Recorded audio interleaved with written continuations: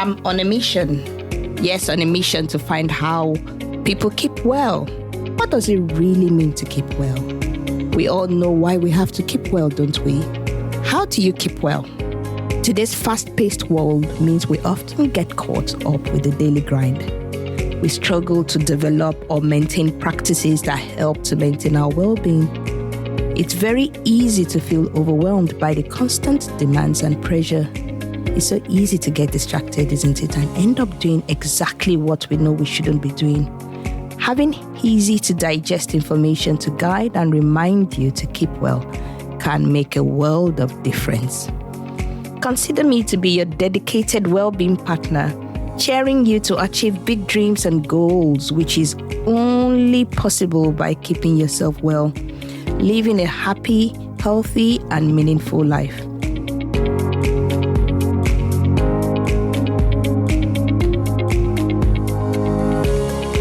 Hello, my lovely listeners, and welcome to another insightful episode of How Do You Keep Well? I'm your host, Dr. Jaye, and I'm thrilled to be on this journey of exploring living a happy, healthy, and meaningful life with each and every one of you. Thank you for tuning in. And today we're diving deep into the art of crafting a personalized well-being plan. This is a topic that resonates with the many discussions we've had in the past about the various dimensions of well-being, from mental to physical health, to work well-being, to environmental well-being, to the nuances of positive psychology.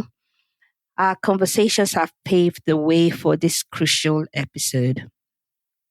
I want you to feel a part of this conversation, so grab your favorite cup of tea, or if you're like me, if you're listening in the car or as you make a meal, settle in and let's weave together the threads of well-being wisdom.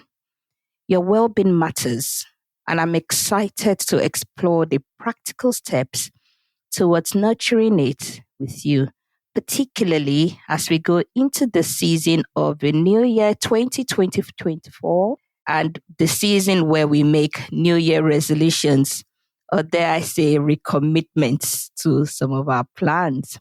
Let's get started on this enriching journey. According to the National Wellness Institute, there are 6 dimensions of well-being. There's the physical, emotional, intellectual, occupational, and spiritual. It's really important to keep all of this in mind when you're deciding to set a new goal. I find it quite useful to keep things simple when setting a health goal and trying to consider the whole you, not just parts of you. For example, some people will say, I want to start going to the gym because I want to become more healthy. But deep down, the thought of going into such a public setting stresses them out so much. Very easily, they develop anxiety, and often that failure to start or even progress, which then causes a negative feedback loop.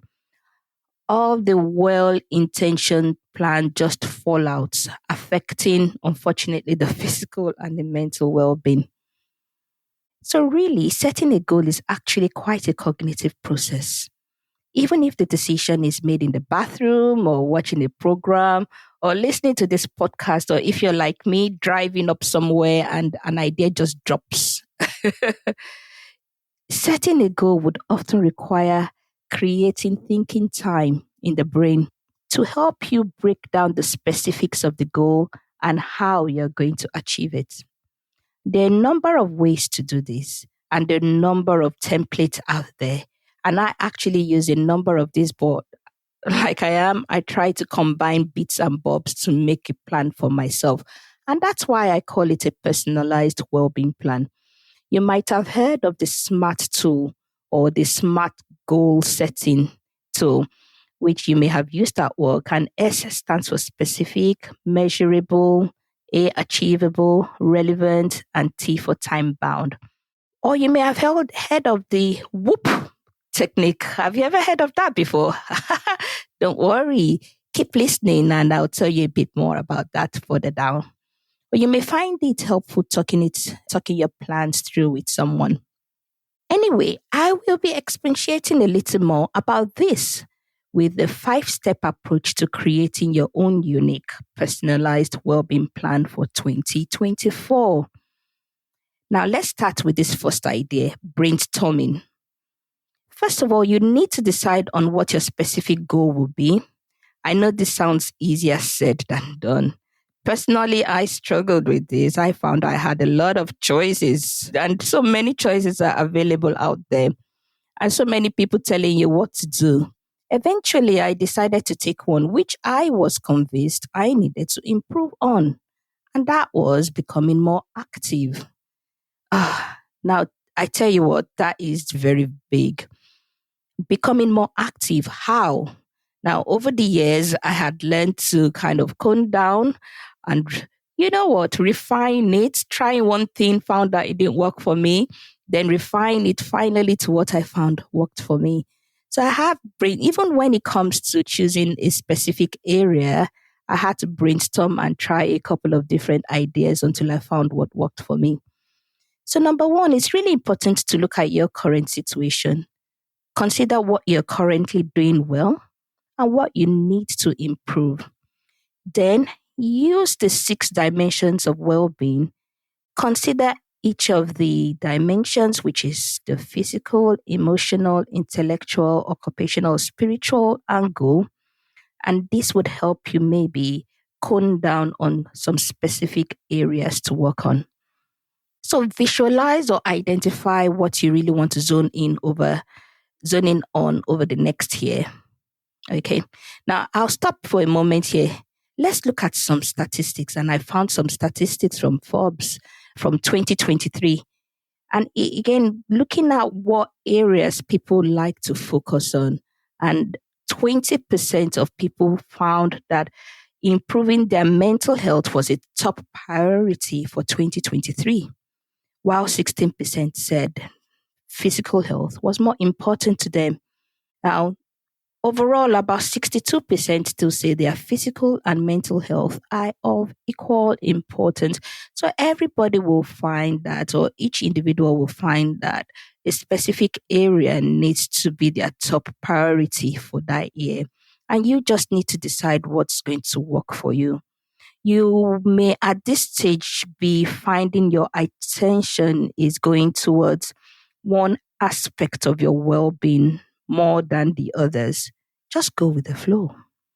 Go with the flow. Dig a bit more deeply into that thoughts and use some of these perhaps action plans I have set out here to work a bit more on those thoughts. Now, there is a common goal I hear people talk about, and I have done it myself, is improving my fitness through a healthier diet and exercising. Now, hands up if you have made that decision yourself at the start of a new year. How did it go? Like I said before, it took me years to master this, honestly. And I have had to refine it over a series of activities to find what actually works for me. Another goal I hear people talk about is using social media less. Or maybe perhaps to be more specific, they want to be more present with their family and they want to have time for themselves. But if anything, according to the statistics I read, there are more social media users by the end of the year. So really the question comes to mind, what causes our goals to materialize? What causes the failure of our goals? So really, my first suggestion is try to brainstorm on all the possible areas that need improving or strengthening. Use the pillars of well-being or the wheel of well-being, which I would include in the podcast description. Use it as like thinking time and use the area your attention is going into. Focus on this a bit more. And you will find that gradually you will be getting a bit more of an idea of what you really need to do. So number 1 is brainstorm. Number 2 is now you have brainstorm, you need to clearly define. You really need to clearly define. You may wish to also think about your why, actually.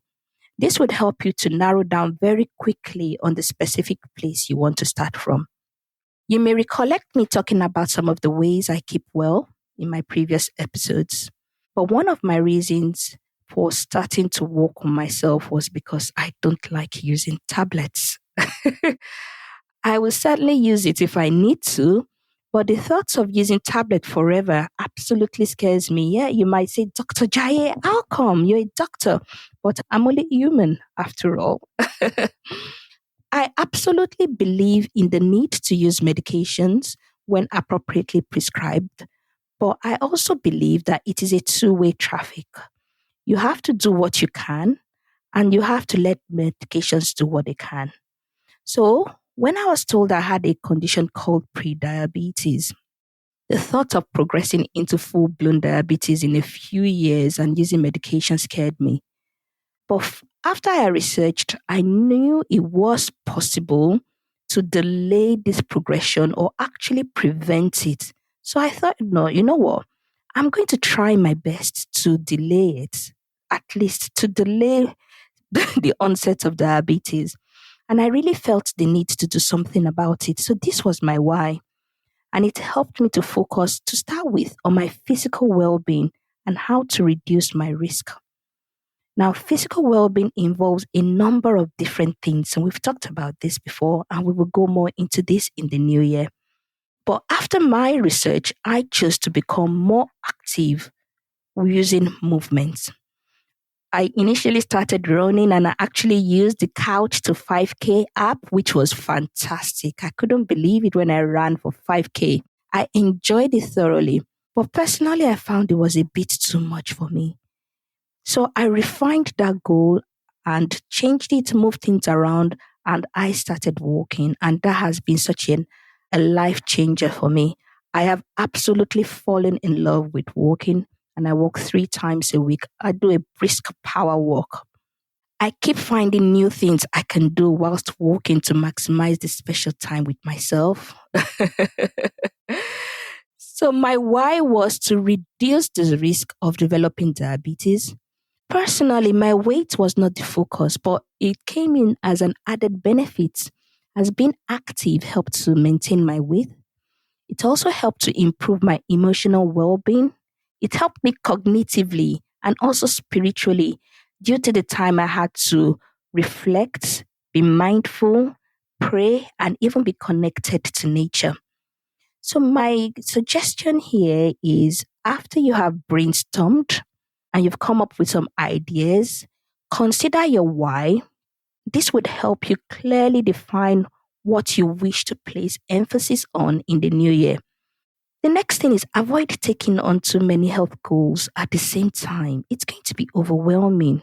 Certainly, you're not allowed to be greedy here. Tackle one goal at a time. Keep it simple. For example, you can say to yourself, to help me feel better, I will start XYZ first. You can always build on it. See it as a foundation. Then the third thing I have to say to help you clearly define your goal is avoid being too ambiguous or vague. It can make you feel quite uncertain and anxious. Let me give you an example using the statement. Jaye will start running in the new year. Let's break it down. Will. So Jaye will. Will sounds like you're empowering yourself. It's self-empowerment. And that is a good starting point and quite motivating. Okay, now let's look at the next word, start. Okay, when are you starting? Where are you starting? Why are you starting? How are you starting? Now, the next word is running. Where are you running to? How are you running? Who are you going to be running with? What's going to help you run? Now, those are the specifics that you really need to be looking at to help you clearly define what you want to achieve and how you want to achieve it. And when you ask all these 5 questions, where, how, who, what, you would clearly come up with a plan. And we hear all these New Year's resolution statements. And when you have this general ambiguous statement, it may not lead to a long-term plan or a sustainable goal. And actually, according to a survey, 55% of respondents kept their New Year resolution for less than a year. 11% lasted only 6 months, 14% lasted only 3 months, 19% lasted only a month, and 11% less than a month. So that is quite a big number. So really set yourself up for success. You know what? It's so bad when it comes to New Year resolution that some people have a ditch your New Year resolution day. Can you imagine that? Don't worry. I won't tell you the date because we are setting ourselves up for success this 2024. I like one article that actually looked at New Year resolution and retagged it as a New Year recommitment plan. Yeah, I like that one, a recommitment plan. And you can do it at any point in time. It doesn't have to be at the beginning of the new year. You can do it now. You can plan it for a specific time. And you can rejig it, you can refine it. It is adaptable. And that's one thing you have to remember. A journey of 1,000 years starts with one. So to clearly define, think of your why. Stick to one plan at a time.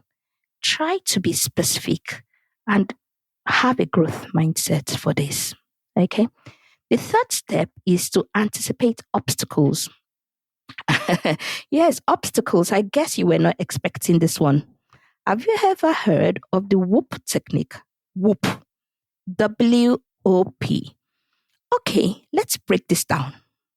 WOOP is a science backed mental action that can help you to work on your goals to become a reality. This technique helps break your plan down into 4 management steps to help you visualize and walk through a set goal. W stands for wish, O for outcome, O for obstacle, and P for plan. So we've already talked about brainstorming an idea and clearly defining how you want to achieve this.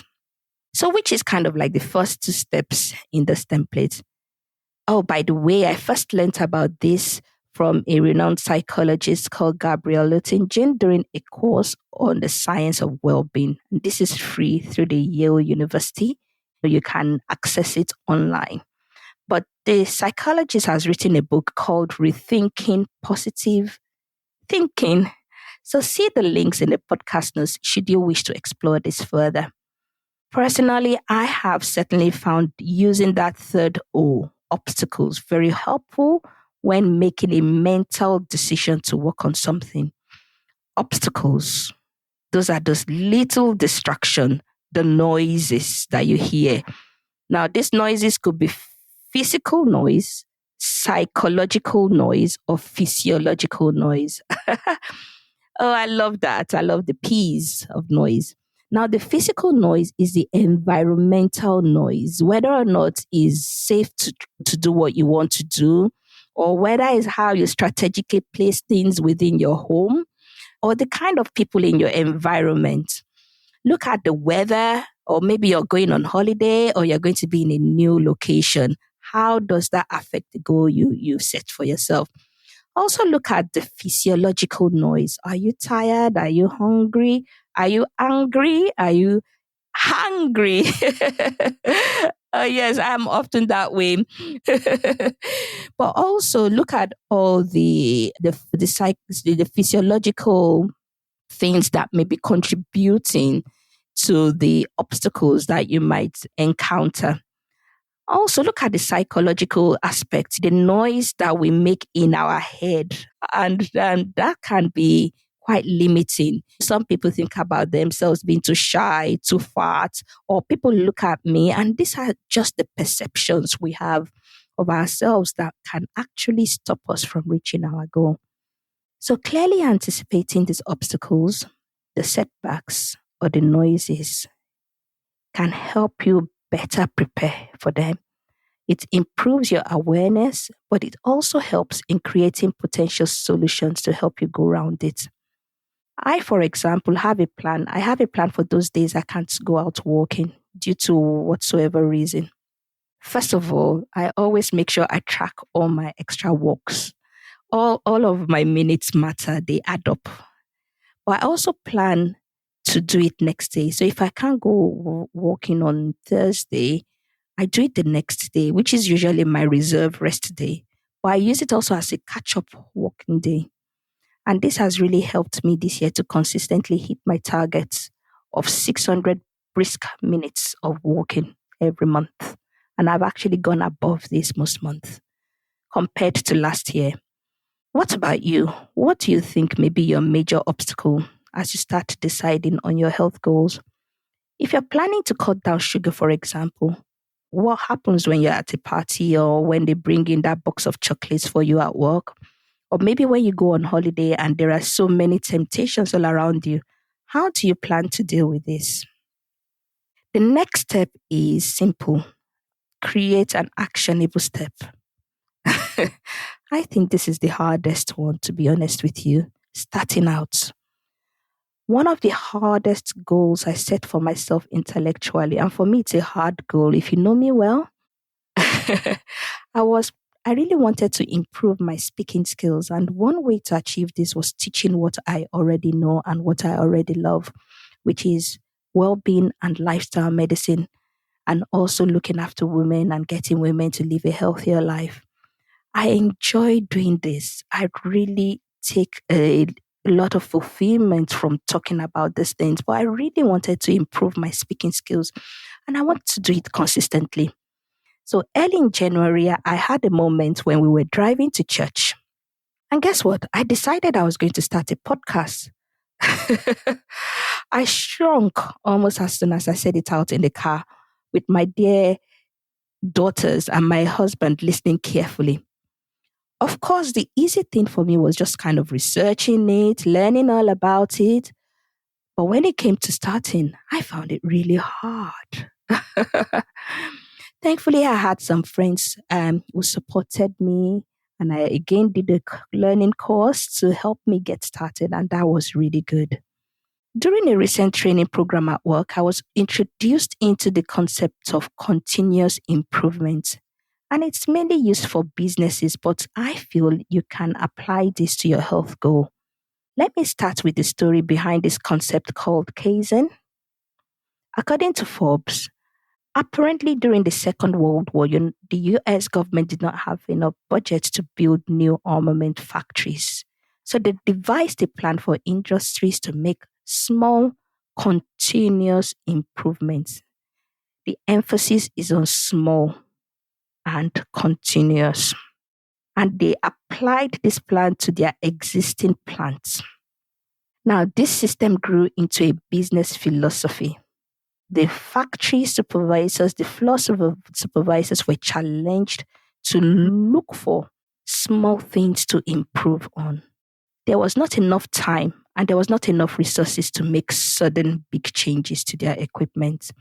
So the challenge was to look for the small things to improve upon. Now, America introduced this concept to the Japanese after the World War II in an effort to help them rebuild their economy. And the Japanese took this idea and drove with it. The idea of small, continuous, incremental improvement became known as Kaizen. And the Japanese auto companies, particularly Toyota, adopted this technique and eventually started to outperform their American competitors. And I'm sure you can see these in even very everyday equipment like we use, particularly the Apple iPhone, where they continue to make upgrades to their phone.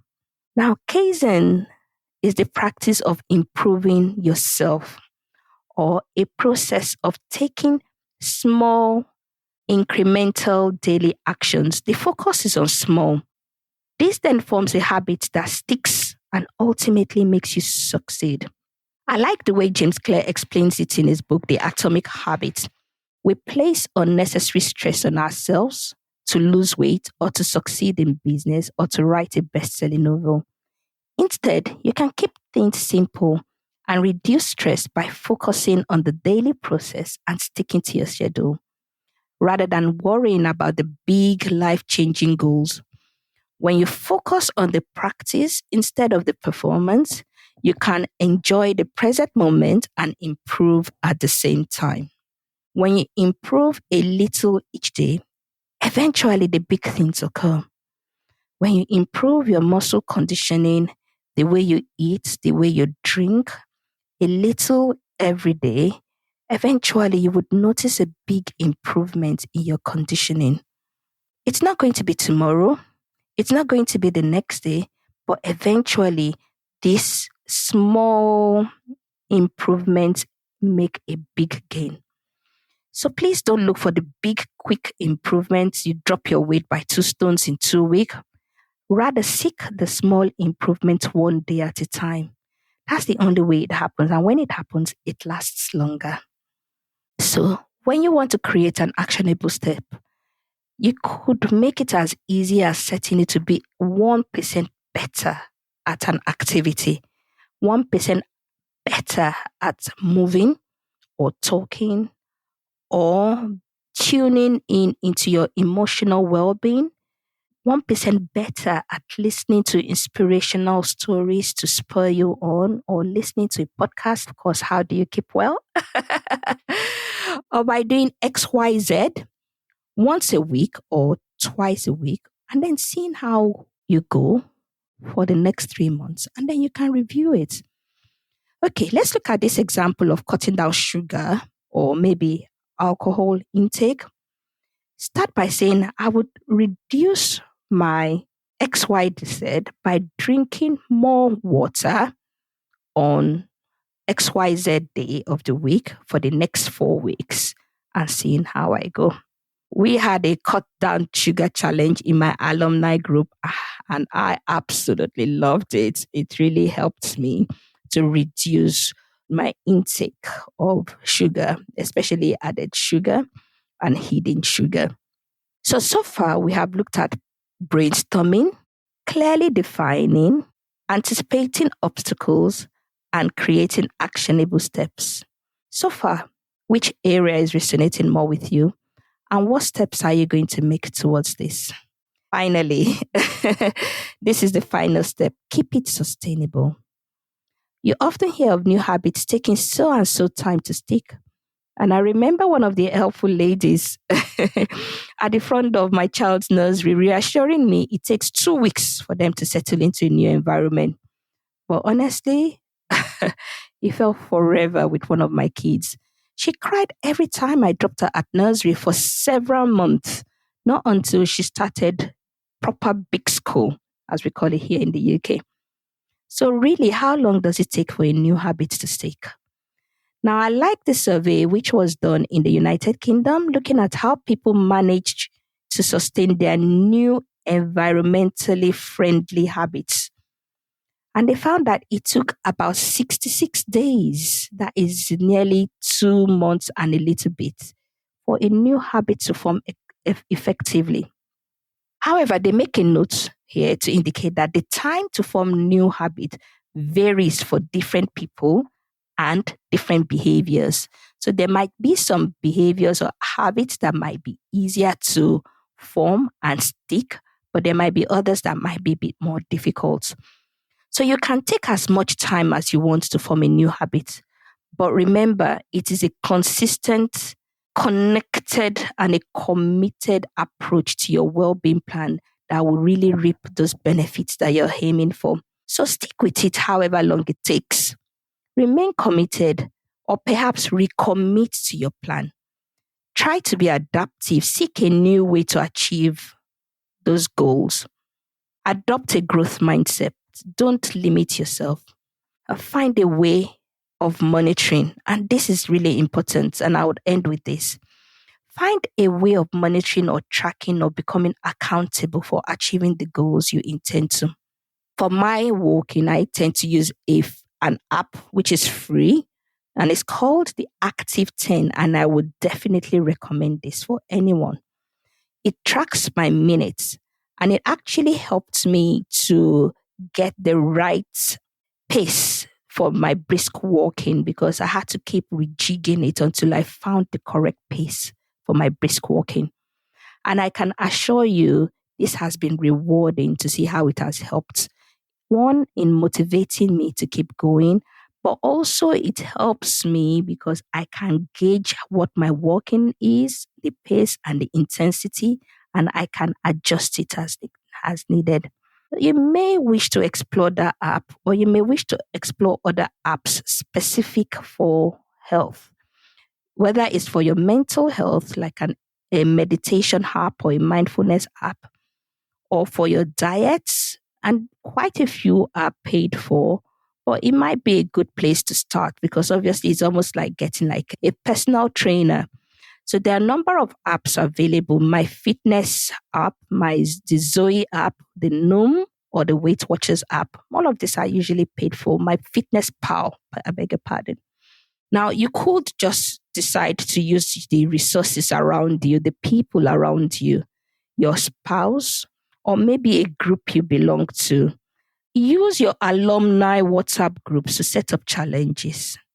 Or you could start with a family challenge.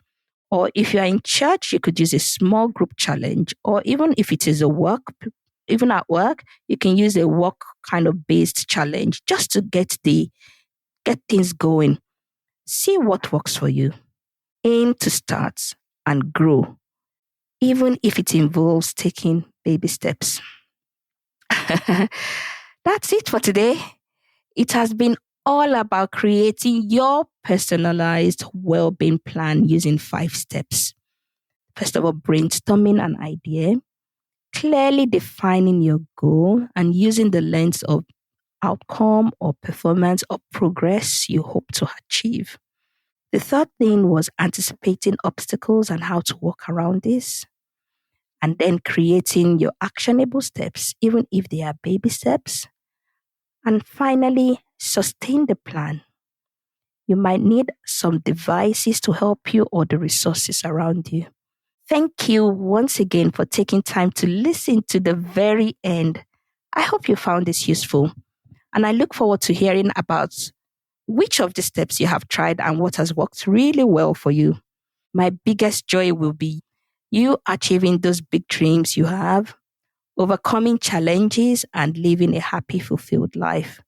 Thank you for tuning in to another episode of How Do You Keep Well? I'm still Dr. Dr. Jay, your cheerleader in your well-being journey. Please subscribe, share, and give me some feedback. I'm here to support you to thrive. Until our next episode, which might be the final episode for the season and perhaps for the year 2023, keep thriving, keep exploring how to keep well, but importantly, do it. Keep on keeping well. Bye.